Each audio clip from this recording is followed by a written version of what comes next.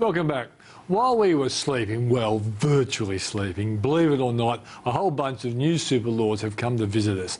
And AMP's Peter Burgess is going to reveal all. Peter, how are you? Good, Peter. Straight back from Shanghai, you lucky so-and-so. Yeah, it's back this morning, so yes. Yeah, so and what were you talking about over there? Well, believe it or not, it was self-managed super funds. Gee, I'm surprised. Yes. But isn't it great that the Chinese care about what we're doing with self-managed super funds? Well, I wish I could say that, but I wasn't actually speaking to the Chinese about self-managed super. It was about Australian financial planners and so forth, about self-managed super funds. Yeah, and that is big for financial planners. Yes. OK, mate. So some new super laws have come in. My producer thought it was overnight, because I said to him it was overnight, but it's been brewing in a sense, and they're now there and they're having impact. So let's start with the first one that concerned me, penalties. Yeah, so this is the new penalties that apply to self-managed super fund trustees who breach the rules from 1 July this year. So it applies for breaches from 1 July this year. OK, so it's for things ahead, not mistakes in the past? No, that's right. So this was passed into law last week. So received, it was last week. That's virtually overnight. Yeah. So they're now law, and we knew this was coming. This is a change that has been strongly supported by the industry. It's been a big month for self-managed super funds. It's been a good month, I think, for self-managed super funds. Now you might think, how are new penalties a good thing? We often think penalties are not a good thing, but in this case, I think we'd all agree that the ATO should have appropriate powers to penalise trustees who breach the rules. Yeah. Okay. In the past, they've been very reluctant to penalise self-managed super fund trustees who breach the rules because the penalties they have at their disposal have very severe implications if they are imposed. Right. So understandably, they're reluctant to do that. So that's, hard. And the worst one, of course, is if you really gild the lily, your tax concessions, which are fantastic, the 15% tax, you can lose that, can't you? Yeah, that's right. And you can lose half the assets of your fund. We often talk about the nuclear option. I think they referred to it in the Cooper Review. So it's an all or nothing approach. Now, this new regime will give the ATO a lot more flexibility to impose penalties depending on the severity of the breach. Okay. So we've got things like an education direction where the ATO will be able to direct the trustees to undertake some education on self-managed super funds. And they may use this where they believe the trustees have breached the rule and they breached it because they perhaps didn't quite understand the rules. And when you consider there was around 18,000 contraventions reported to the ATO in the 2012. And these would be reported by the auditors? By the auditors. Yeah, because that's their job. Yeah, and you'd think a lot of those may be the result of the trustees not quite understanding the rules. I'm sure there's a lot of people like that. Yeah, so I think when you look at it like that, I think this will be a penalty that will be used, or direction that will be used by the ATO quite frequently when it comes in. Will it be an online education program so people don't have to trot off to the ATO and say, is the Commissioner there? I'm here for my lesson. Yes, no, it won't be a face-to-face course. It'll be online opportunities. It'll be a free course. And it will cover all aspects of self-managed super funds, not just the area that you've breached the rules. And you'll have to show evidence that you've passed that course. So that's one new penalty power. The other one is the administration penalties themselves. So this is a sliding scale. And this is where they'll have the flexibility to impose penalties depending on the severity of the breach. So it starts at 5 penalty units. It works on a penalty unit basis. Each penalty unit is worth $170 currently.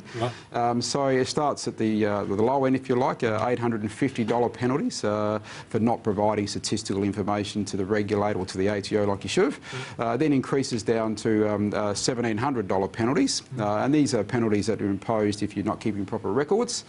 So if you're not keeping records of important decisions around the fund, if you're not preparing financial statements and lodging returns, all those record-keeping obligations that trustees have, $1,700. Can I hold you up for a minute? Because a lot of those record obligations don't really, the auditor doesn't look for those sorts of things. It would only be on an investigation, like you've made a major mistake and they go and look and say, hang on, these guys aren't keeping records, they're not communicating to the members and that sort of stuff. But there is no objective look at that on an annual basis, is there? Well, there's a requirement for self-managed super funds to prepare financial statements every year and to have those financial statements audited. So if you're not doing that, well, then the auditor will certainly... You often get that by either paying an administration service or an account. So are you saying a lot of these mistakes are being done by DIY people?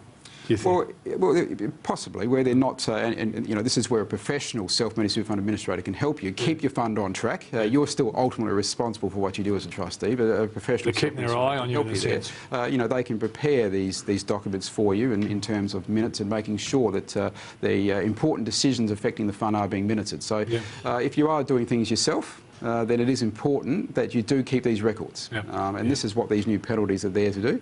I think what's also interesting, the way these penalties will be imposed. In the case of not keeping proper records or lodging returns, it's a $1,700 penalty. Now, if you have individual trustees as the trustee structure of your fund, and most self-managed super funds are structured that way, as we know, it'll be a $1,700 penalty imposed on each individual trustee if it's because they haven't lodged returns or financial statements, and it can't be you can't seek compensation out of the fund, so you have to pay for it yourself. Now, if it's a corporate trustee structure, the $1,700... Which is probably the best one to have, quite frankly. Well, we believe so. If it's, in most cases, yes. If it's a corporate trustee, the $1,700 is imposed on the corporate entity once. So if we ever needed another reason to have a corporate entity as your self-managed super fund trustee, that's another one. Okay, right. That's the penalties? That's the penalties. Contributions caps. Yes. Now, this is not necessarily... The contribution caps, the concessional cap is being increased from 1 July this year. So this is as a result of indexation. So it's not the result of the government deciding to increase the caps, but you know, we'll still take it. It's an increase of $5,000 to the standard concessional cap. So this is the cap that applies to employer contributions, superannuation guarantee contributions, salary sacrifice contributions, and so forth. At the moment, there's a $25,000 cap if you're... Up to 50, is it? Up to 59 at the moment. So if you're under 59, it's $25,000. Now that's increasing to $30,000 through indexation from 1 July next year.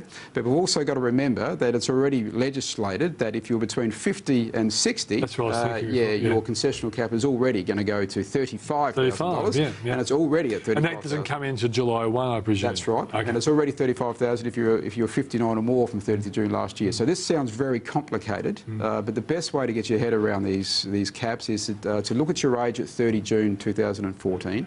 If you're under 49 at 30 June 2014, your concessional cap will be $30,000. If you're over 49 or over at 30 June, it'll be $35,000. So for some individuals, they're going to get a $5,000 increase in their cap. For others, it's a $10,000 increase in their concessional cap. So a little bit more to, you know, opportunities perhaps to increase their salary sacrifice contributions. I would also say the important thing here is that because the standard concessional cap is being indexed, so $25,000 to $30,000, the non-concessional contribution cap, that's the cap that applies to member contributions, is also increasing. It was 150 was the standard one, or you could do 3 years in one go? 6 times the standard concessional cap. So because the standard concessional cap is going to 30,000, the non-concessional is now 180,000, or will be from 1 July this year. And if you want to bring forward the 3-year rule, that you could go 3 times 180, and both the husband and wife could do it. It actually increases the amount you can whack in. $540,000 will be the new bring forward amount from 1 July. So it's increasing from $450,000 to $540,000. That's a $90,000 increase. But importantly, if you want to make use of that, you've got to make sure you haven't triggered that 3-year period before 1 July. So if you've triggered it before 1 July and you're still in that 3-year period, or you're stuck with your $450 over that 3-year period. So if you want to get the $540, hold off and trigger it next year. Now, there might be other reasons as to why you can't hold off and make the contribution next year, but if you've got a large in-specie, you're looking to make an in-specie contribution of listed securities, perhaps it's your own in your own name, and you're looking to transfer those into self-managed super funds, or perhaps it's a business real property that you're looking to move into self-managed super funds, it might be a good idea to just wait until next financial year to do that. But Peter, you could do 150 this financial year, then go to the 540 the year after. Correct. It's once you contribute more than 150 that you've triggered that 3-year period. So as long as you're not contributing more than 150 this financial year, then you haven't triggered it. So. Okay, fine. Good. Now, before you finish up, super streaming to affect 200,000 SMS trustees. What's SuperStream? Yes, SuperStream are the new rules around employer contributions. They do impact on self-managed super funds. The ATO wrote out to about 180,000, or about 200, I think, 200,000 self-managed super fund trustees earlier this month. Yeah. And that was a call to action, I call it, where they were informing trustees or educating trustees around SuperStream. Now, SuperStream are new standards for employer contributions. So if your self-managed super fund is receiving an employer contribution from a small or large employer, so 20 or more employees, they have to comply with new rules from 1 July. There is a data message that needs to come with the money. And in order for you to comply with the rules, your fund has to have what is called an electronic service address. Yep. Now, that was the purpose of the mail out to trustees, to explain this electronic service address and where trustees can go to get one. Yep. So you've got to make sure that if you don't want any disruption to the payment of your employer contributions to your self-managed super fund, that your employer has that electronic service address before the 31st of May to give them time to update their system. Okay, well, we are out of time, but I guess the bottom line is, what's the big payoff from this, do you think? The SuperStream? Well, the whole focus of SuperStream is to improve the efficiency of contributions. You know, there's many thousands of contributions made to superannuation funds. In the past, it has been a manual process for some employers writing out cheques. This new rules will prohibit checks. Okay. So everything needs to be electronic, which will speed up the contribution and make it more accurate and reliable. Okay, Pete, thanks for joining us. Sure. Okay, before we go to our next guest, let's just go to